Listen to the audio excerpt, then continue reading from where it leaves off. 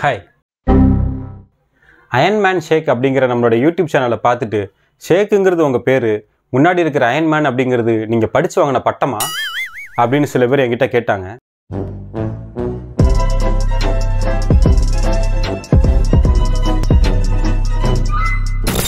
வேதம் புதிது படத்தில் வர்ற சத்யராஜ் மாதிரி அப்படின்னு கன்னத்தில் அரைஞ்ச மாதிரி ஒரு எஃபெக்ட் தான் எனக்கு வந்துச்சு.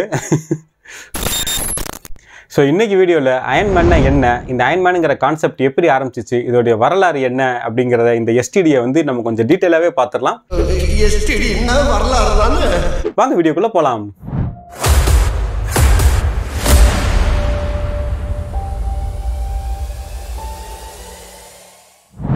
அயன்மேனோட வரலாறு தெரிஞ்சுக்கணும்னா நம்ம ஹவாய் தீவு வரைக்கும் பயணம் பண்ணி போகணும். 1977 வருஷத்தில் ஹவாய் தீவில் ஒரு ரன்னிங் காம்படிஷன் ஒன்று நடக்குது. அந்த ரன்னிங் காம்படிஷனுக்கு வாலண்டியர்ஸாக இருக்கிறதுக்காக சில ஸ்விம்மர்ஸை வந்து கூப்பிட்ருக்காங்க. ஸோ காம்படிஷன் நல்லபடியாக முடிஞ்சது. பொதுவாகவே ஒரு ஈவெண்ட் நடக்குது அப்படின்னா வேறு டிஃப்ரெண்ட் ஸ்போர்ட்ஸ்லேருந்து வாலண்டியர்ஸாக வந்து வர்றது வழக்கம் தான். ஈவெண்ட் முடிஞ்சு ப்ரைஸ் டிஸ்ட்ரிபியூஷன் எல்லாமே முடிஞ்சு கொஞ்சம் கேஷுவலாக எல்லாரும் உட்காந்து சாப்பிட்டுக்கிட்டே பேசிகிட்டு இருக்கும்போது ரன்னிங் வந்து கஷ்டமா இல்லை ஸ்விம்மிங் கஷ்டமா அப்படின்னு வந்து ஒரு ஃப்ரெண்ட்லியாக ஒரு டிபேட் ஒன்று ஆரம்பிக்குது. ரன்னிங் தான்ப்பா கஷ்டம், எவ்வளோ நேரம் வந்து நம்ம ஓடிக்கிட்டே இருக்கணும் தெரியுமா, கால் கடுக்க ஓடணும், உடம்பு பூரா வைப்ரேட் ஆகும், இது ரன்னிங் ஓடுறதா வந்து இருக்கிறதே கஷ்டம் அப்படின்னு சொல்லி ரன்னர்ஸ் ஒரு பக்கம் சொல்ல, ரன்னிங் என்னப்பா நீங்கள் ரோட்டில் தானே நின்று ஓடிக்கிட்டு இருக்கீங்க, எப்போ வேணாலும் மூச்சு விட்டுக்கலாம், ஆனால் ஸ்விம்மிங் அப்படி கிடையாது, ஒரே ஒரு ஸ்ட்ரோக் பிரீத் தப்பாக எடுத்தாலும் வந்து நம்ம தண்ணிக்குள்ளே இருக்க நம்ம உயிருக்கே ஆபத்தாக வந்துடும், அதனால் ஸ்விம்மிங் தான் கஷ்டம் அப்படின்னு ஸ்விம்மர்ஸ் இந்த பக்கம் சொல்ல, ரன்னிங் தான்டா பெருசு, இல்லை ஸ்விம்மிங் தான் பெருசு, ரன்னிங் தான் பெருசு, ஸ்விம்மிங் தான் பெருசு அப்படின்னு ரெண்டு பேரும் வந்து பயங்கரமாக வந்து அடிச்சுக்கிட்டு சண்டை போடாத ஒரு நிலமை தான். ஆனால் இது வந்து ஒரு ஆரோக்கியமான காம்படிஷன் தான். இப்படி ரெண்டு பேருமே சண்டை போட்டுட்டு இருக்கும்போது அங்கே இருக்கிற ஒரு நேவியோட கமாண்டர் ஒருத்தர் வந்து இந்த சண்டையை பார்க்குறாரு.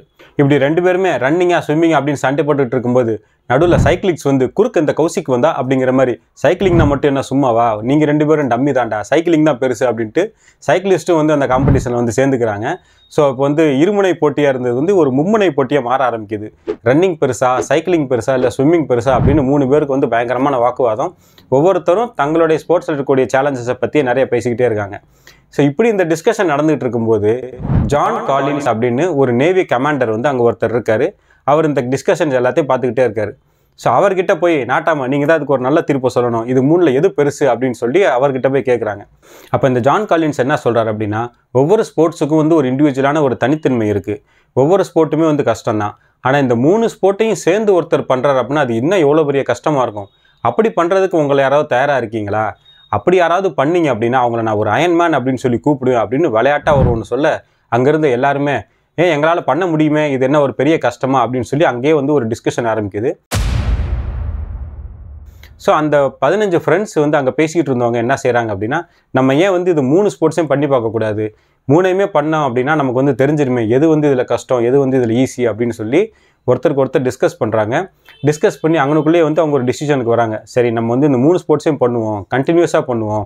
ஃபஸ்ட்டு வந்து நம்ம ஸ்விம்மிங் பண்ணலாம். ஸ்விம்மிங்கில் வந்து 3.8 கிலோமீட்டர்ஸ் வந்து நம்ம ஸ்விம்மிங் பண்ணலாம். ஸ்விம்மிங்கை முடித்த உடனே நம்ம வந்து சைக்கிளிங்கை ஸ்டார்ட் பண்ணுவோம். சைக்கிளிங்கோட டிஸ்டன்ஸ் வந்து ஒரு ஆர்குமெண்ட்டுக்கு அப்புறம் அது வந்து 180 கிலோமீட்டர்ஸ் அப்படின்னு ஒரு நம்பரில் வந்து ஃபைனலைஸ் பண்ணுறாங்க. அதுக்கப்புறம் ரன்னிங் வந்து ஃபுல் மேரத்தான் தான் வந்து ரன்னிங்லேயே வந்து கொஞ்சம் ரொம்ப கஷ்டமான ஒரு ஈவெண்ட் அப்படிங்கிறதுனால இது ரெண்டையும் முடிச்சதுக்கப்புறம் நம்மளால் ரன்னிங் பண்ண முடியுமா அப்படிங்கிறத நம்ம செக் பண்ணிடுவோம் அப்படின்னு சொல்லி அந்த டிஸ்டன்சஸ் எல்லாமே வந்து அதே இடத்துல ஃபைனலைஸ் ஆகுது. இந்த டிஸ்டன்சஸ், இந்த ரூல்ஸ் இது எல்லாத்தையும் ஃபைனலைஸ் பண்ணதுக்கப்புறம் 1978 வருஷம் பிப்ரவரி மாதம் 18ஆம் தேதி நம்ம இந்த ஈவெண்ட்டை வச்சுக்கலாம் அப்படின்னு அவங்கெல்லாம் ஒரு டேட்டும் டிசைட் பண்ணுறாங்க. சொன்ன மாதிரி அந்த தேதியில் ஒரு 15 பேர் வந்து அந்த ஈவெண்ட்டுக்கு ப்ரிப்பேர் பண்ணி அந்த ஈவெண்ட்டில் பார்ட்டிசிபேட்டும் பண்ணுறாங்க. பார்ட்டிசிபேட் பண்ணி முடிச்சு அதில் வந்து 12 பேர் வந்து சக்ஸஸ்ஃபுல்லாக அந்த ஈவெண்ட்டை வந்து கம்ப்ளீட் பண்ணுறாங்க. அதில் ஒரு டாக்ஸி டிரைவர் 11 மணி நேரம் 47 நிமிஷத்தில் ஃபஸ்ட்டு அயன்மேன் அப்படின்னு சொல்லி அந்த 3 ஈவெண்ட்டையும் கம்ப்ளீட் பண்ணி வெளியே வர்றாரு. ஜான் காலின்ஸ் நம்ம நேவி கமாண்டர் இருக்கார் பார்த்தீங்களா, அவர் சொன்ன மாதிரியே ஃபஸ்ட்டாக வெளியே வர அவரை வந்து யூ ஆர் அன் அயன்மேன் அப்படின்னு சொல்லி ஒரு பெருமையோட ஒரு சந்தோஷத்தோடு அவரை போய் கட்டிப்பிடிக்கிறாரு. ஸோ 1978 சிம்பிளாக ஆரம்பித்த அந்த ஒரு ஈவெண்ட் தான் இன்னைக்கு உலக அளவில் ரொம்ப ஃபேமஸான அயன்மேன் ஈவெண்ட்டாக எல்லா மக்களாலும் போற்றக்கூடிய ஒரு ஈவெண்ட்டாக வந்து உலகம் பூரா நடந்துகிட்டு இருக்கு. ஸோ 78 12 பேர் வந்து அயன்மேன் அப்படிங்கிற ஈவெண்ட்டை கம்ப்ளீட் பண்ணுறாங்க. கம்ப்ளீட் பண்ண எல்லாருக்குமே வந்து ரொம்ப சந்தோஷம், ரொம்ப ஒரு பெருமை. ஸோ ஏதோ ஒரு ஈவெண்ட் தான், அதாவது ரன்னிங் தான் கஷ்டம், சைக்கிளிங் தான் கஷ்டம், அல்லது ஸ்விம்மிங் தான் கஷ்டம் அப்படின்னு நம்ம நினச்சிக்கிட்டு இருந்தோம். ஆனால் இது மூணையுமே, அந்த கஷ்டமான இந்த மூணையும் சேர்ந்து பண்ணும்போது அது எவ்வளோ பெரிய ஒரு சேலஞ்சாக இருக்குது அப்படின்னு சொல்லி இந்த ஈவெண்ட் வந்து மக்களால் வந்து நிறையா பேசப்படுது. ஏன்னா அவங்க வந்து அவங்களுடைய ஃப்ரெண்ட்ஸ் கூட ஃபேமிலி கூட எல்லாரோடய ஷேர் பண்ணும்போது பார்த்தீங்கன்னா பரவாயில்ல, இந்த ஈவெண்ட்டு புதுசாக நல்லா இருக்கே, நம்மளும் பார்ட்டிசிபேட் பண்ணால் என்ன அப்படின்னு சொல்லி அடுத்த வருஷம் அதே மாதிரி ஒரு ஈவெண்ட் கண்டக்ட் பண்ணுறாங்க. அதில் நிறைய மக்கள் வராங்க. 1980 அதாவது அந்த ஈவெண்ட் ஆரம்பித்து 2 வருஷம் கழிச்சு இந்த ஈவெண்ட்டை ABC அப்படின்னு ஒரு நியூஸ் சேனல் வந்து கவர் பண்ணி இந்த ஈவெண்ட்டை வந்து அப்படியே லைவாக வந்து டெலிகாஸ்ட் பண்ணுறாங்க. அப்படி அவங்க டெலிகாஸ்ட் பண்ணதுக்கப்புறமா மொத்த அமெரிக்காவுக்குமே இப்படி ஒரு ஈவெண்ட் நடக்குது, ஹவாய் தீவில் வந்து இந்த ஈவெண்ட் நடக்குது அப்படிங்கிறது தெரிய வருது. தெரிஞ்சதுக்கப்புறம் எல்லாருக்குமே இந்த சேலஞ்ச் வந்து ரொம்ப இன்ட்ரெஸ்டிங்காக இருக்குது. ஸோ நம்மளும் பண்ண என்ன அப்படின்னு சொல்லிட்டு நிறைய பேர் அந்த ஈவெண்ட்டுக்கு ரிஜிஸ்டர் பண்ண ஆரம்பிக்கிறாங்க. அதுக்கப்புறமா தான் பார்த்தீங்கன்னா அவங்க வந்து அயன்மேன் அப்படின்னு ஒரு ஃபவுண்டேஷன் ஒன்று ஸ்டார்ட் பண்ணி இதை வந்து நம்ம ரெகுலரைஸ் பண்ணணும், இதுக்குன்னு வந்து ஒரு ப்ராப்பரான ஒரு ரிஜிஸ்ட்ரேஷன் வைக்கணும், இதுக்கான ரூல்ஸை வந்து நம்ம செட் பண்ணணும் அப்படின்னு. அதுக்கப்புறம் தான் இது வந்து ஒரு ஆர்கனைஸ்டான ஒரு ஈவெண்ட்டாக, ஆர்கனைஸ்டான ஒரு இன்ஸ்ட்ரக்ஷனாக, ஒரு இன்ஸ்டிடியூஷனாக இது மாதிரி கண்டினியூஸாக வருஷம் வந்து அவங்க ஈவெண்ட்ஸ் பண்ண ஆரம்பித்தாங்க. அன்னைக்கு ஒரு இடத்துல ஆரம்பித்த இந்த ஈவெண்ட் இன்றைக்கி தேதியில் பார்த்தீங்கன்னா உலகம் முழுக்க கிட்டத்தட்ட 50 நாடுகளில் வந்து அயன்மேன் ஈவெண்ட் வந்து பிரம்மாண்டமாக நடந்துக்கிட்டு இருக்குது. ஒவ்வொரு நாட்டிலையும் இந்த ஈவெண்ட் நடக்கும்போதும் பல்வேறு நாடுகளில் இருந்து உலகம் பூராத்தில் இருந்து பார்ட்டிசிபேட் பண்ணுவாங்க. ஆவரேஜாக ஒவ்வொரு அயன்மேன் ஈவெண்ட்லேயும் வந்து 1500லேருந்து 2000 மக்கள் வரைக்கும் பார்ட்டிசிபேட் பண்ணிக்கிட்டே இருக்காங்க. இதில் மக்களோட பார்ட்டிசிபேஷன் இன்னும் அதிகரிக்கணும் அப்படின்னு சொல்லிட்டு அயன்மேன்லேயே வந்து நிறைய டிஃப்ரெண்ட் டைப் ஆஃப் வெரைட்டிஸ் வந்து கொண்டு வர ஆரம்பித்தாங்க. அதாவது ஃபுல் அயன்மேனோட டிஸ்டன்ஸ் அப்படியே பாதியாக குறைச்சி 1.9 kilometre swimming, 90 kilometre cycling, 21.1 kilometres running அப்படின்னு சொல்லிட்டு அயன்மேன் 70.3 அப்படின்னு ஹாஃப் அயன்மேன் அப்படின்னு ஒரு ஈவெண்ட்டை கொண்டு வந்தாங்க.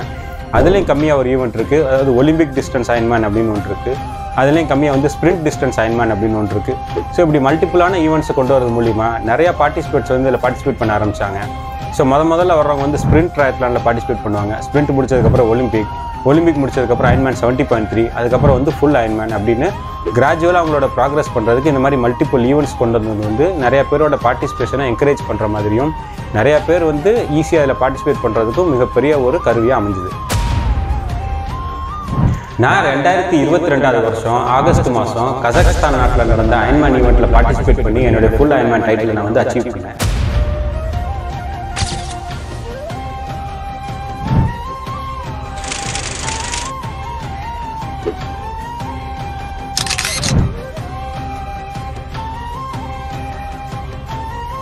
ஸோ எனக்கு அயன்மேனில் எப்படி ஒரு இன்ட்ரெஸ்ட் வந்துச்சு அப்படின்னு பார்த்தீங்கன்னா, கொரோனா டைமில் வீட்டில் உட்காந்துக்கிட்டு ஏதாவது ஒன்று சர்ச் பண்ணிக்கிட்டு இருப்போம். அதாவது அடுத்து வந்து ஸ்போர்ட்ஸில் நம்ம என்ன பண்ணலாம், வீட்டிலே இருந்துட்டு நம்ம போர் அடிக்குது அப்படின்னு சொல்லி ஸ்போர்ட்ஸில் இருக்கக்கூடிய மேஜரான ஈவெண்ட்ஸை பற்றி படிச்சுக்கிட்டு இருக்கும்போது தான் அயன்மேன் ஒரு ஈவெண்ட் இருக்குது, அதில் இந்த மாதிரி நிறையா சேலஞ்சஸ் இருக்குது அப்படிங்கிறத படிக்கும்போது எனக்கு பெரிய ஆர்வம் வந்துச்சு. சரி, நம்மளையும் அதில் பார்ட்டிசிபேட் பண்ணக்கூடாது அப்படின்னு ஒரு ஆசையில் தான் இந்த ஈவெண்ட்டுக்கு நான் ரிஜிஸ்டர் பண்ணேன். ஆனால் நான் ரிஜிஸ்டர் பண்ணும்போது எனக்கு ஸ்விம்மிங்கே தெரியாது. என்னை வச்சு ஒன்றும் காமெடி பண்ணலையே. ஸோ கொரோனா லாக்டவுனில் மொத்த உலகமே வந்து வீட்டுக்குள்ளே இருந்தப்போ வீட்டுக்குள்ளே இருந்து நான் சைக்கிளிங் ப்ராக்டிஸ் பண்ணுவேன். காலையில் விடியறதுக்கு முன்னாடியே போய் ரன்னிங் ப்ராக்டிஸ் பண்ணுவேன். ஸோ லாக்டவுன் கொஞ்சம் கொஞ்சமாக ரிலீஸ் ஆனதுக்கப்புறம் எனக்கு ஈவெண்ட்டுக்கும் என்னுடைய ஸ்விம்மிங் ப்ராக்டிஸிங் பார்த்தீங்கன்னா வெறும் 5 மாத டைம் தான் இருந்துச்சு. ஸோ இந்த 5 மாதத்தில் நான் ஸ்விம்மிங் ப்ராக்டிஸ் பண்ணி ஆகஸ்ட் மாதம் 2022 வருஷம் கசகஸ்தானில் என்னோட அயன்மேன் டைட்டில் வந்து நான் அச்சீவ் பண்ணேன். ஸோ என் லைஃப்லேயே வந்து நான் கிடைச்ச மிகப்பெரிய டைட்டில் அப்படின்னு சொன்னால் இந்த அயன்மேன் ஈவெண்ட்டை சொல்லலாம். ஏன்னா அயன்மேனை பொறுத்த வரைக்கும் இது வந்து ஃபிசிக்கல் ஸ்ட்ரென்த் மட்டுமே கிடையாதுங்க, இது முழுக்க வந்து ஒரு மென்டல் ஸ்ட்ரென்த் சம்மந்தப்பட்ட ஒரு ஆக்டிவிட்டி. ஏன்னா ஃபிசிக்கலாக ஸ்ட்ராங்காக இருக்கிற எல்லாராலையும் வந்து இந்த அயன்மேன் ஈவெண்ட்டை கம்ப்ளீட் பண்ணிட முடியாது. ஏன்னா அயன்மேன் ஈவெண்ட்டை பொறுத்த வரைக்கும் நீங்கள் ஒரு 15-16 மணி நேரத்துக்கு மேலே உங்கள் பாடியை கண்டினியூஸாக நீங்கள் ஒரு ஆக்டிவ் மோட்லேயே வச்சுருக்கணும். ஸோ அவ்வளோ நேரம் கண்டினியூஸாக நீங்கள் வந்து ஆக்டிவாக இருக்கணும் அப்படின்னா பாடி வந்து சீக்கிரமாகவே டயர்டாக ஆரம்பிச்சிடும். அந்த டயர்ட்னஸையும் அந்த ஃபட்டிகையும் ஓவர் கம் பண்ணி வர்றதுக்கு ஃபிசிக்கல் ஸ்ட்ரென்த் மட்டுமே பத்தாது, மென்டல் ஸ்ட்ரென்த் வந்து ரொம்ப முக்கியம். ஸோ ஒரு அயன்மேன் ஈவெண்ட்டில் நம்ம பார்ட்டிசிபேட் பண்ணோம் அப்படின்னா நம்மளுடைய மென்டல் ஸ்ட்ரென்த் வந்து பல மடங்கு ஜாஸ்தியாகும்.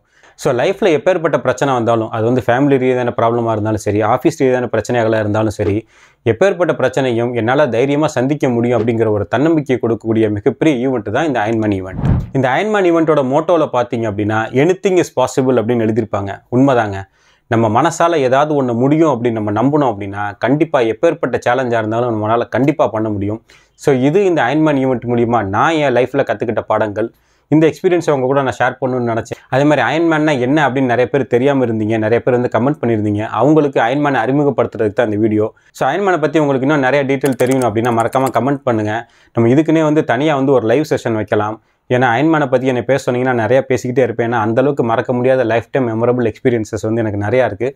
ஸோ நீங்களும் அயன்மேன் ஆகணும் ஆசைப்பட்டீங்க அப்படின்னா பர்சனலாக என்னை வந்து இங்கே கொடுத்துருக்கிற இன்ஸ்டாகிராம் ஹேண்டிலில் கான்டாக்ட் பண்ணுங்கள். இதை பற்றின மேலும் என்னென்ன தகவல் உங்களுக்கு தேவையோ, எப்படி உங்களால் அயன்மேனுக்கு ரெடி பண்ண முடியும், என்னென்ன மாதிரி உங்களுக்கு வந்து ப்ராக்டிஸ்லாம் தேவைப்படும், ஃபிசிக்கலி மென்டலி நீங்கள் எப்படி வந்து தயாராகணும் அப்படிங்கிற கம்ப்ளீட் இன்ஃபர்மேஷனையும் உங்களுக்கு ஷேர் பண்ணுறதுக்கு நான் ரெடியாக இருக்கேன். ஸோ உங்களுடைய கருத்துக்கள் கமெண்ட்டுகள் எதாக இருந்தாலும் அதை மறக்காமல் இங்கே தெரியப்படுத்துங்க.